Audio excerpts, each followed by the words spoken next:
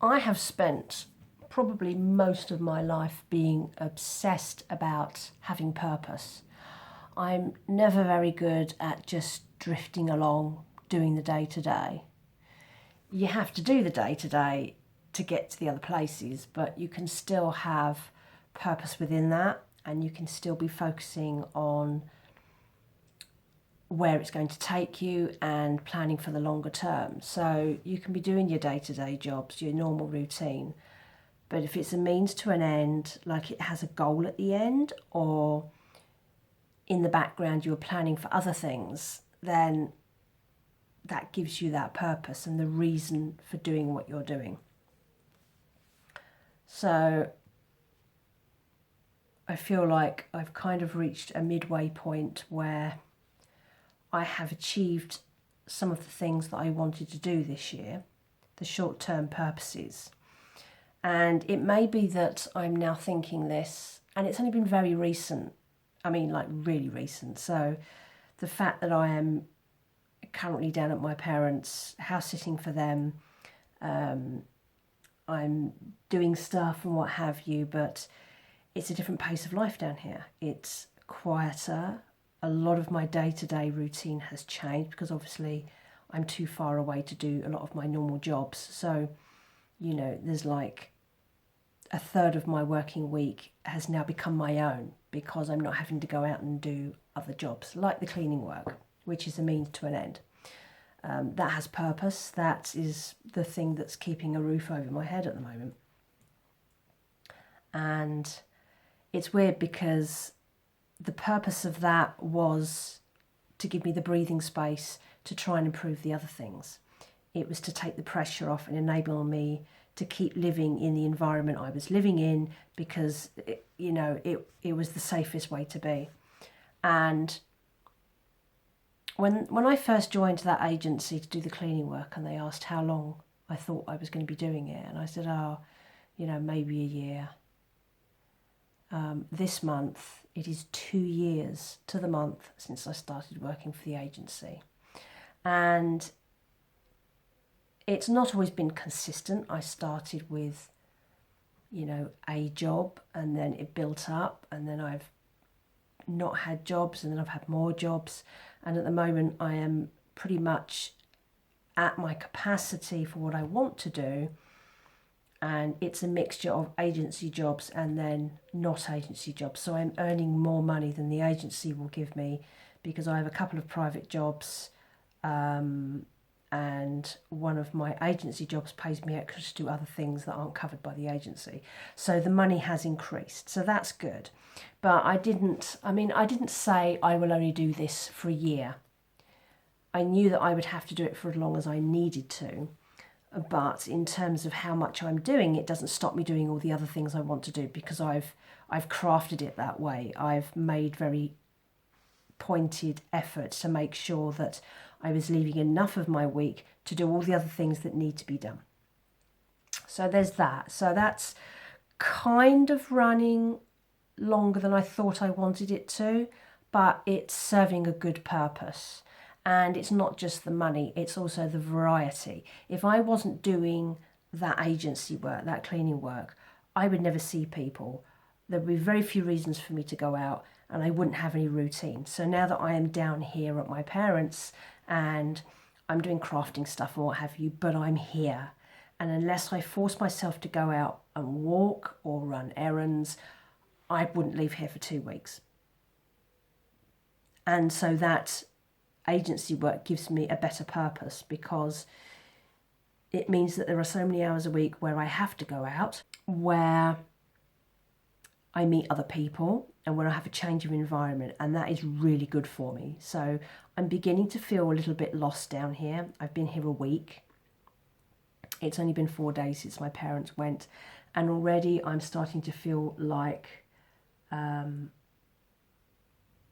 losing a little bit of my direction. And I know it's only temporary and I should be enjoying it and maybe treating it a bit more as a holiday, but I'm not, so not at the moment anyway. And that brings me on to the next point, which is the crafting stuff. So last year I started to get back into it a bit more. I thought I had a bit of burnout, and I was really struggling last year and the year before to really input into the business, and I was just allowing all the other things that I do to pick up the slack from that. And then towards the end of last year, I've started to get some more of that energy back, and I think it's more to do with the menopause than it is to do with having business burnout, and I'm feeling more energetic. This year's been much better. I've started this whole new department doing decoupage, homewares and stuff like that, and that's given me a real purpose in terms of doing more for my business, trying to build that up so that it starts to take its place again in terms of my income, because it's paying the least of all my things at the moment, which is fine because other things have filled the gap. So it's not like I have to earn the money because I need the money. Other things have taken its place, and it means that I still get to enjoy the crafting, because if I turn that into a chore, I will stop enjoying it, and that will be the end of it.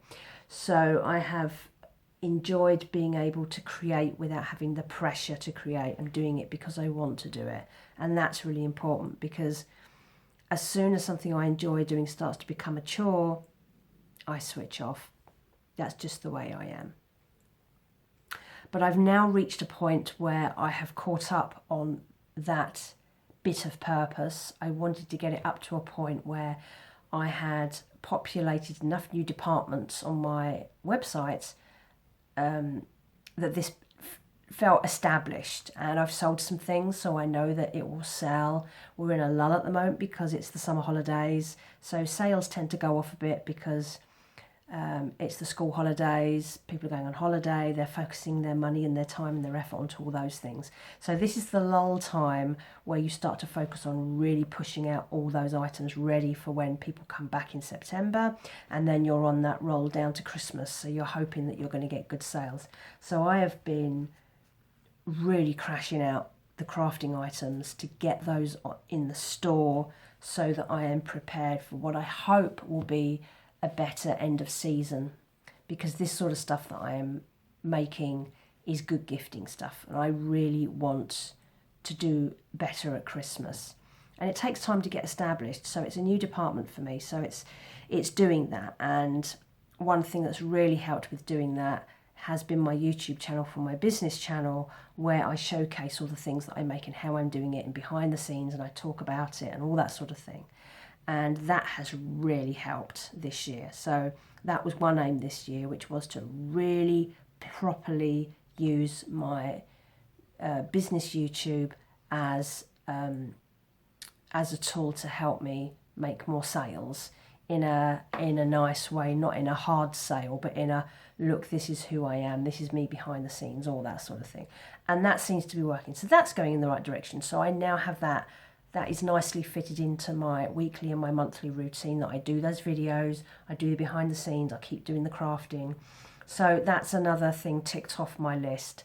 Another thing for my list was car camping and hiking. That was a big one this year. I did quite a lot of hiking last year. The weather's been not great for it this year. We've had heat waves and then torrential rain. Even so, I have already managed 2 car camping trips this year, which is actually really good for me because they can be quite hard to do. I have been to Scotland, and I have been to Lancashire. I've been to Ulverston and Barrow-in-Furness. And that second one was a genealogy trip, something I'd been planning since last year. So that's another good one. I'd like to do another car camping trip before it gets too cold this year. I don't know when that's going to be, if it happens. I have other things going on which are kind of going to get in the way of me being able to do that. But I've got to be inspired to want to go somewhere. That said, I also have the hikes. I haven't done as many hikes this year because of the weather. I've only done 3 hikes, but they've been good ones. I've been looking at lost villages and abandoned settlements around reservoirs. So I've had 3 hikes this year, 2 of them are villages, and I have, I think, 2 more planned for the rest of this year so far. And of course, once we hit October, the weather really takes a turn when you're hiking up on moorlands and things. So I've got those two. So potentially I've got another car camping trip if I can think of one. I might go back to somewhere I've been to before just to get the break in. We'll see how the weather goes. And the 2 hikes, which I'm sure I can fit in because they're just days out. So that's a good tick list. So now I'm sitting here thinking, what's the plan for the rest of the year? Now I'm getting close to when my tenancy renewal is coming through, and I always get a bit nervous about this time because I know it's going to be due any day now, because they always give you a couple of months notice, and it goes up every year, and I'm nervous about how much it's going to go up. It's gone up by the same amount every year for the last few years, so I'm expecting it to go up by a certain amount, which I've budgeted for. But there's always that worry that one year they're just going to go mad on it. So in the back of my mind, I'm always formulating a plan for what happens if I can no longer afford to rent the place that I'm in. And they are sort of conversations that I've had with my parents on and off about what happens if that happens. But it's very passing comment. It's not a proper conversation because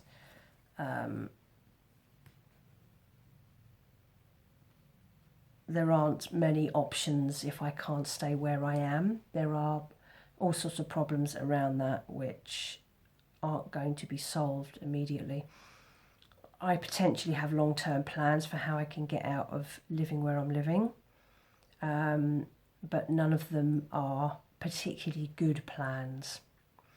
And I'm waiting to see where fate takes me.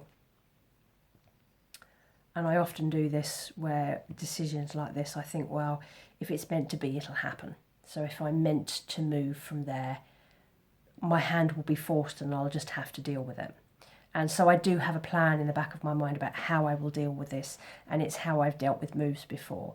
But it hasn't happened yet, and that's just why I start to feel a bit unsettled at this time, because I don't really know what's happening yet. And I feel slightly uprooted because what will be will be. And if that comes through and it's what I expected, then great, that's another year. That's another year that I can plan for. But if the rent continues to go up in the way it is, then this coming year will be the last year I will be able to afford to live there, unless something really drastic happens in terms of income. And based on where I am living and the proximity to everything else, that will be difficult. So I will worry about that after I've had my tenancy renewal through, because if I get my next year, then I will use that to think more long term. I can start planning for the year after that. And if it all goes wrong this year, then it goes wrong this year. I'm not expecting it to, but I'm always a little bit nervous. So that also makes me think about purpose in terms of even further ahead, you know, and just makes you feel slightly unsettled. So everything about the way I'm living at the moment in these few weeks has elements of being uprooted and unsettled, and that's probably why I am feeling a little bit lost with purpose, because it's slightly unknown at the moment. But that's a very temporary back of the mind thing, and it's just because the routine's changed. So this year has ticked most of my boxes in terms of the direction I wanted to go in, the way things are going. I still have a income gap to fill this year. I am coming in under last year, and that's purely because last year, this is now like reality income, because last year I had that protected year on universal credit after I was moved off of the working tax credits. So that was false income. It wasn't even income, I was just given some money. And of course I took advantage of that because they said I could have it. I didn't have to really do anything for it. And, you know, people complain, well, you shouldn't have taken it. Well, they shouldn't have offered it to me. You know, if you're going to be offered that opportunity, you're going to take it. And I did. But of course, it's created a false, and you look at my income over the last 4 or 5 years, it creates a false spike in my income because it's not actual income. The income that I will be on this year is real income, and at the moment I'm coming in at just over 14,000 for the year based on the predictions I can make. Now, there will be other opportunities, I hope, coming up later in the year which will boost that, but I don't know if they're going to materialise. So again, it's if they don't materialise, I will survive. I have budgeted, I have planned, I have improved some other things in terms of income. So it's not like I'm panicking at all. I've earned less per year before. This is not a new thing. But I suppose that gives me, where these things feel more settled now, this now gives me something else to think about for the rest of the year, which is now I really need to focus on improving the rest of that income. Now I've dealt with the crafting side of it and the business side of it, I need to allow that some time to get into the system. You don't just suddenly start making sales overnight. I need to allow that to settle into my website, keep talking about it on YouTube, keep adding to the stock, of course, and with any luck, as we get closer to Christmas, there will be some business coming in. But again, that's one of those things, you kind of need to sow the seeds and then allow things to grow. You can't make those changes overnight. They need time. So that's why you need to get in as early as you can and do the work. So that's it really. Just wanted to get that out of my system, because I do talk about having purpose, and purpose can be a very small thing. It might be you giving back to your community. It might be like charity work or something. It might be what's needed in your personal life. It might be what's needed in your work life. But you're always looking at it and thinking, how can I find more purpose in my life? And purpose can be anything. It doesn't matter so long as it keeps you interested and busy and focused and having something to aim for. Because not having anything to aim for, I think, is pretty bad actually. Yeah, purpose is really important. Having something to aim for, to keep you focused on the future. If you don't have anything to aim for, if you're just bumbling along with no idea what's going on, how do you stay enthusiastic about life? So purpose has always been really important for me as a driver for me constantly moving forward. And that's really important. Even if it's something small, it might be something daft like, you know, decluttering your house, like you've got too much stuff, or reorganising your finances, or getting better with your grocery shopping. Any of those, even the smallest thing that improves your life, is a purpose. It is something to aim for. And those sorts of things might seem really small, but for you it might be a mountain to climb. Like it might be stop impulse spending. It might be getting out and walking 5,000 steps a day.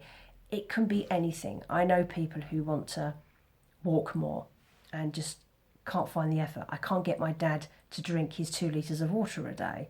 And it's simply a case of being more focused and having that purpose. All those sorts of things. They can be as minute as you like. Lots of minute goals builds up into you having something to aim for in life.